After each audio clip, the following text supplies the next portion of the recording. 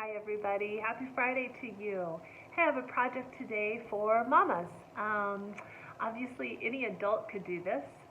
Certainly some teenagers could do this, but I have been thinking a lot again about moms at home during this quarantine time and maybe needing some projects that are just for you, not for the kiddos. And so this one is for you. So I get a lot of requests in my class time to do classes that might not always work out for a larger group. And there are some things that I think like, oh, I couldn't teach this with a large group, but I wish I could pull somebody in just for a one-on-one session and give them a little bit of instruction and help them and let them take off from there. And this is definitely one of them. So we're going to be doing hand lettering today, which is quite popular right now and super fun to do, so relaxing. I find it very therapeutical. And so my hope is I can show you a few techniques and then you can just take off and run with it. So you are going to need some paper. You're going to need a little bit of watercolor paint or acrylic paint, preferably watercolor, just because we're going to make a floral frame around it, or at least around part of it, just to spruce it up a little bit. The very simplest of poppies, so nothing too crazy. And then of course you're going to need some kind of a black marker. A Sharpie will do. If you were to happen to have a brush pen, which I will show you what that looks like here in a minute, that would be fantastic. That's typically what I use when I hand letter. But in a pinch, a Sharpie will do really well also. So, and then you might want to have a pencil in case you want to draw out the words first and go over it with the marker. And of course you're going to need some paper. The thicker the paper, the better. So let's get going. Okay, you guys, so for today's project, we're going to need some paper, some kind of a paintbrush. A big fluffy one like this works great. Anything that you have, if you don't have a paintbrush, a simple Q-tip will work also. You're going to need some kind of watercolor. So for me, a watercolor could be as simple as a child's elementary age watercolor tray. What I'm using is something maybe just a step above that. It's nothing fancy. I got this, I think, at Michael's for maybe $6. It just has a little bit more of a variety of color. Any kind of watercolor will do, and for that matter, an acrylic will do. However, acrylic is not gonna, you're gonna need to add some water, but you don't want to add too much water or it'll kind of lose its acrylic feel. So, of course, you'll need paper, towels, you'll need some water, and then you'll need some kind of marker. So a white marker, or excuse me, a black marker is preferable. You could use kids' markers for this, that would be fine, or any kind of Sharpie. I've chosen two Sharpies, one that has a little bit of a fine point or more fine, and then a chisel edge. And then I also have, and if you have this, this would be awesome. I have a brush pen. So brush pens are very pointed at one end, thicker on the other, and they tend to be a little bit flexible so that you can get both a thin and a thick line. So if you have those, that would be primo. But during these times, we use what we have, right? Okay, so to get started, I'm going to start, I want to be thinking that I want writing to go right in here. So I'm going to try to add just a simple little design kind of along this edge here and down this corner. Nothing super duper fancy. I'll start off by going as high as I'm probably going to go. So I'm going to go right here. I'm just going to get the shape of a simple poppy. So I'm going to start with just water. There's just barely a little bit of paint on my brush, so you can hopefully kind of see this. When I am painting with watercolor some kind of a flower, I try not to think of a flower. I try to think of an amoeba because I want this very loose, organic kind of feel where you're getting some little bumps, but you're not trying to do, here's a petal, there's a petal, there's a petal. It's just more of a shape that's circular with bumps. That'd be the best way I can put it. Okay, so this is just water here. Now I'm going to go ahead and grab some paint. And the watercolor paint I'm starting off with is kind of a gold yellow. And I'm just going to drop it in the middle, add a little bit of water to my brush so it kind of swirls around. And I'm going to kind of pull it around and let it kind of do its thing. I don't want that polka dot look that you're seeing forming, so I'm just going to wipe my brush off and kind of pull it here and there so it kind of has its way around and can do its own thing. And then I'm going to clean off my brush grab some orange and go along the edges here with my orange. So I am barely touching the actual paper. I really want the water to do the work for me and the paint to mix and do the work for me. I'm just kind of trying to tell it where it should go a little bit. So I'm barely just dragging that around, and I want it to mix in with that gold. I have no problem with those two mixing. All along the edge here, and I want this to be fairly bright, so I keep dipping into my paint and getting more paint on there. Now my end goal is not to have this kind of strange looking line, this curvy, swervy line around the edge. I don't want a straight line. I want to actually have the paint bleed together. So I'm going to clean off my brush, grab a little more of that gold yellow, and right where the orange meets up, with lots of water on my brush, I'm going to let those two play around a little bit. And then one more time with a little bit more of that orange. Now, I don't want to get too much water on here, or it could go outside of the boundaries that I originally formed when I, kind of drew my little amoeba shape. But I can get quite a lot in there so that it swirls together a little bit, and that's always a wonderful thing. Now what I really don't want to see though is like little dots like this. So I'm just with a clean brush going to come in, touch it around a little bit, and break it apart. The other thing I'm seeing, because I'm not using watercolor paper, my paper is starting to bend. You could use painter's tape to stretch out your paper and make it stay still while you're painting. I still think if you're not using watercolor paper, you're probably going to get a little of that either way. So what I'm going to do is I'm going to take a paper towel, tear it off, and just barely touch it down and let it kind of soak up wherever it wants to pool. And you may have to do that several times. The other thing is I would like the center to be a little bit lighter. So I'm just going to touch my paper towel in the middle, and all of a sudden, voila, I have a center to my flower. Do you see this up here where it's kind of pooling?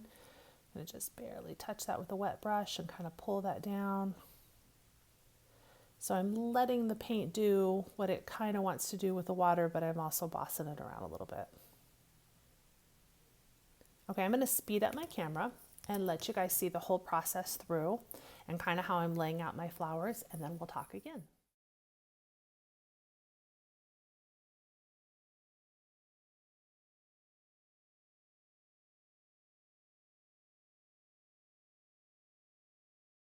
Okay, so I've gone ahead and I've let this basically dry. It's damp just a little bit around the edges. Now I could do a couple things. It could, if I wanted this really bright and all that kind of stuff, I could go ahead and come back in here. I'm just going to show you a little bit with a little bit less water on my brush.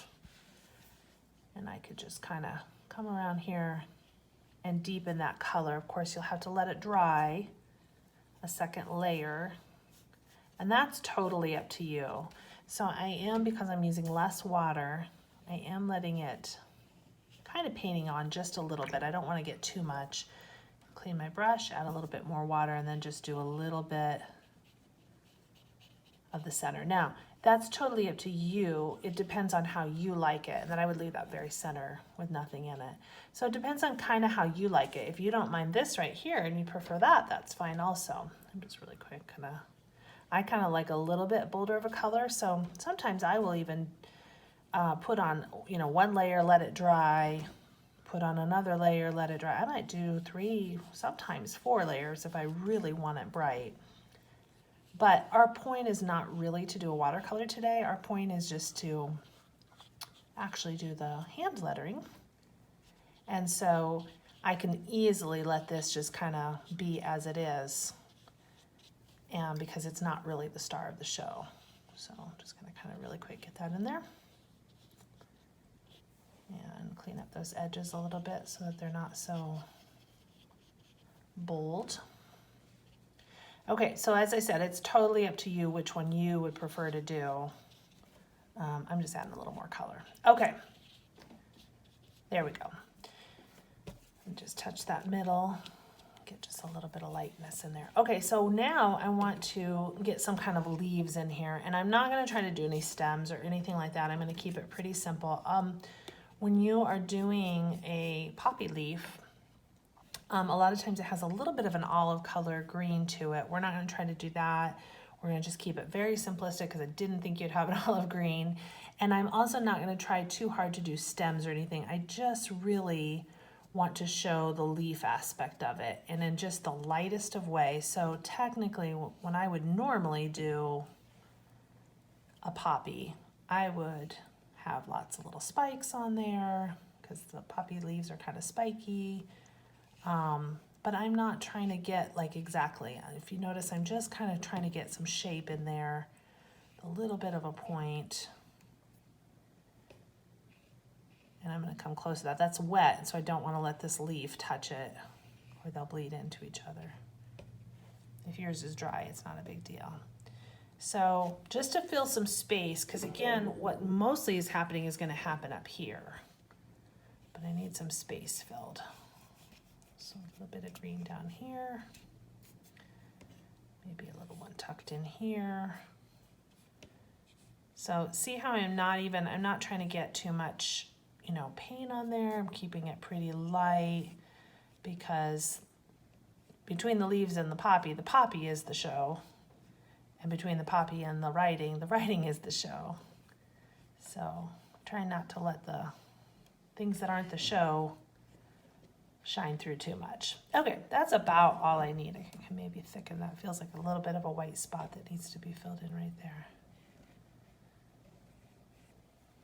And that's about all I'm gonna do right there, okay?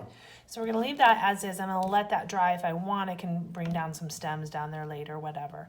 I'm gonna let this dry. Then we're gonna do the center of the poppies, and then we're gonna do the drawing. So I'm gonna let that dry for a moment. So I've let this completely dry, and I can't emphasize enough, this really needs to be dry in the middle, or it's just gonna end up ruining your marker. So I'm gonna start off, I'm gonna just use my regular Sharpie here.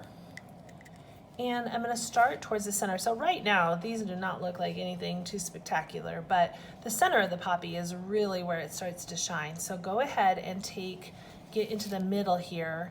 And just what I like to do is I just like to start to kind of draw some little dots.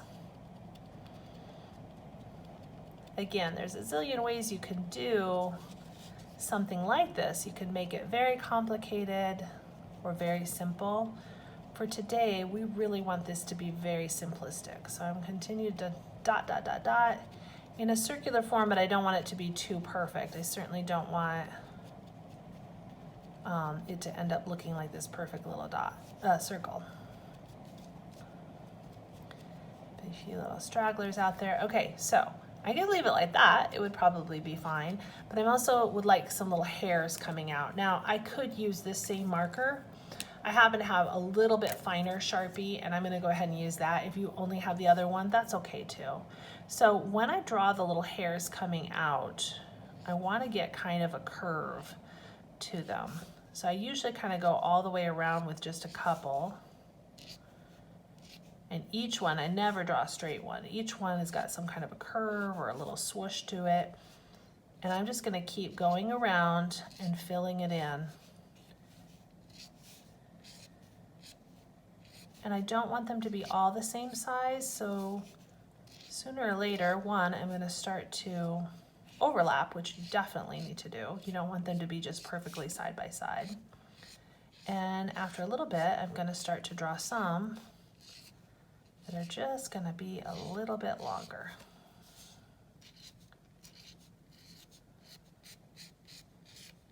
Okay, now, this is all blending together. So I'm gonna go back with my regular Sharpie and I'm gonna start to fill that center in and make it much thicker, especially on one side, because that would be kind of a shadowy side. So this side I'm gonna go a little thicker, and especially around the edges. I'll go thicker around the whole thing, but this particular side is really important. Or at least one side is very important. Thicken it up, thicken it up. And now it should start to feel like it is kind of coming off the paper a little bit, maybe a little bit of a 3D feel.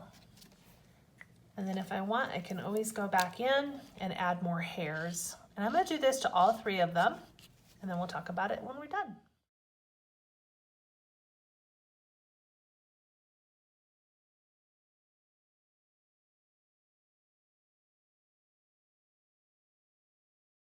Okay, you guys, so I have the basics done on my poppy, and I'm just going to come in here and choose a few spots just to kind of add some little seed heads. I don't want them all to be in the same spot, so I kind of move around a lot, and I go up and I go down, and I try to fit some that are definitely on the end of hairs, but sometimes I want some little shorties in there that are closer to the center that aren't necessarily going to be connected to anything, and that's okay.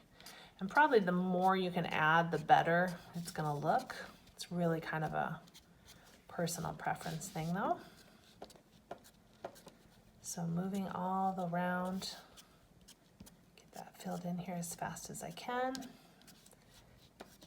And then the other thing I'm going to do is I'm going to go ahead and I'm going to draw. Sorry, can't concentrate on 2 things at once.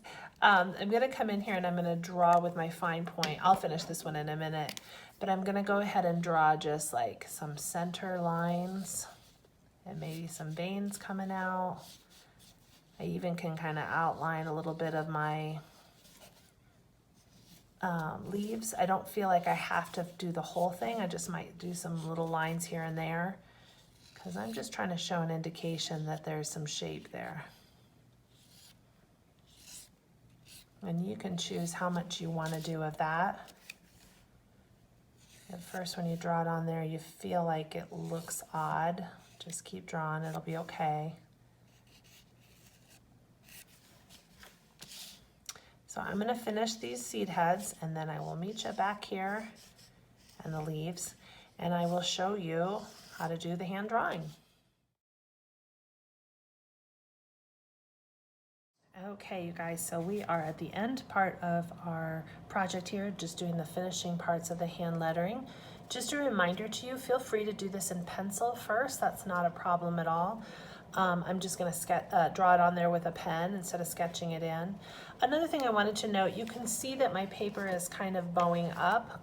Again, we're not using watercolor paper, and that's going to make a big difference. When you're done, if you want it to flatten out, you can just simply, you could lay it between a thick books, that would certainly do it. But I also sometimes will lay a towel over this and then just run an iron over it to flatten it out, and that really works well also. Okay, so for hand lettering, I'm going to just use for now just a simple Sharpie marker, not the fine point, but a simple one.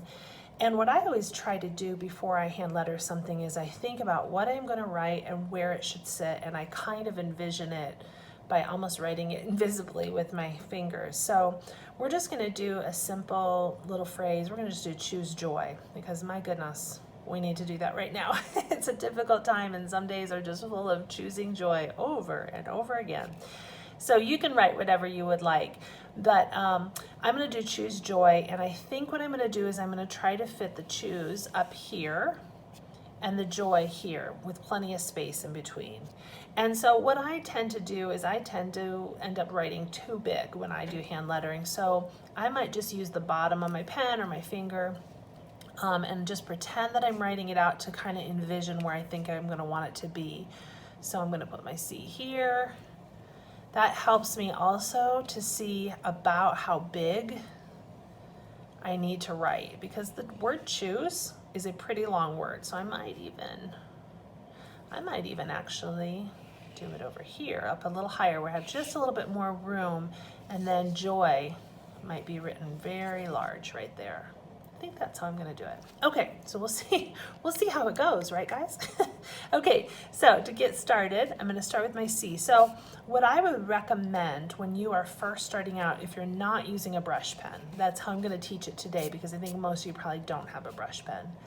I would choose to write it out just as if you were writing in cursive and not overthink it too much. So I'm just going to come in here. Yes, I want some like flourishes and things like that, but I'm not going to try to get too crazy with it. So I'm going to start with my C up here. Okay, now I'm going to stop there, because the other thing I want you to think about is not feeling like you have to write in a straight line. So here's my C and here's my H, and my H is going to come much lower than my C. That's completely fine. I also want to think about spreading things out if I have the room. I don't have a ton of room here, but I have some. So I'm going to take my H, come up here with the hump of it, dip down really low and come up. Kind of recognize how much room I have over here left.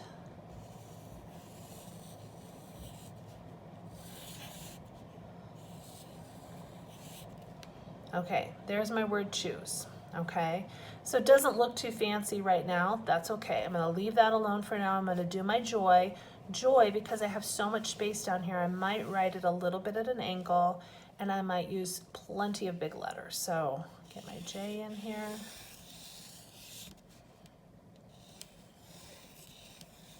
And not be afraid to bring it way down here. And I can, if I have room, I can put my exclamation point. Not worried about little things like that where it didn't connect, not a problem at all, because I'm gonna come back in and I'm gonna thicken certain things up here to make it look like actual, that calligraphy feel of hand lettering. So I have the word choose joy, words choose joy here, and I'm gonna start back up on my C. And the trick about hand lettering is whenever you would have a downstroke, you want to have the space or the mark a little bit thicker. I want to make sure my hand's dry before and try not to put it too much on that ink. So for instance, if I replay back in my mind when I was drawing that original C, this was a downstroke. So I'm going to just come back in and thicken that up. And I want it to kind of come down to a little bit of a point. I don't want it to be obvious where my thickness ended and the thinness starts. The other thing is I would like this flourish to come out a little bit more. Well, my pen started to run out of ink. There we go. Okay, so there is that first part. Now, when I come around this way, this is going up, but it starts to go down right about here, so I'm going to thicken that up. And a lot of times I will just write it out like that. Again, if I'm using a brush pen, I don't do any of this. The brush pen does the work for me, depending on how much pressure I'm putting on it. But if I don't have a brush pen, I simply can thicken it up myself. Okay, then I would go up, and when I come right about here, I need it thickened again. Okay, and then I can just color it in. So consider this kind of quarantine time kind of lesson on hand lettering, because obviously we have the equipment available to us if we could just go out into a store to buy what we need to do hand lettering the correct way. But this is a great way to learn it, because at least you're thinking about, oh, when I go down, it thickens. And you work accordingly. Okay, so I'd go up on this, and then this is going to be nice and thick.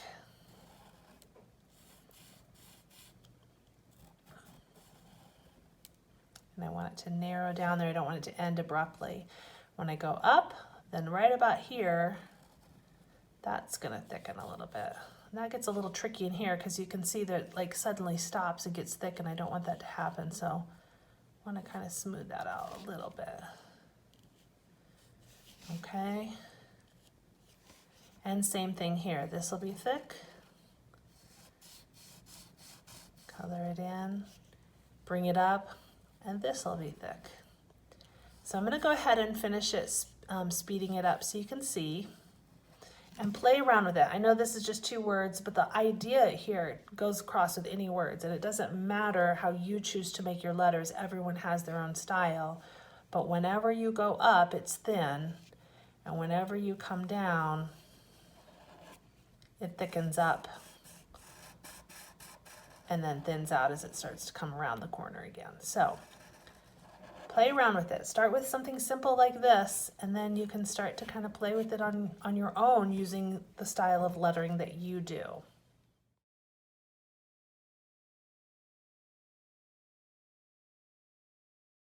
Okay, you guys, there you have it. Just a real basic, simple lesson in hand lettering.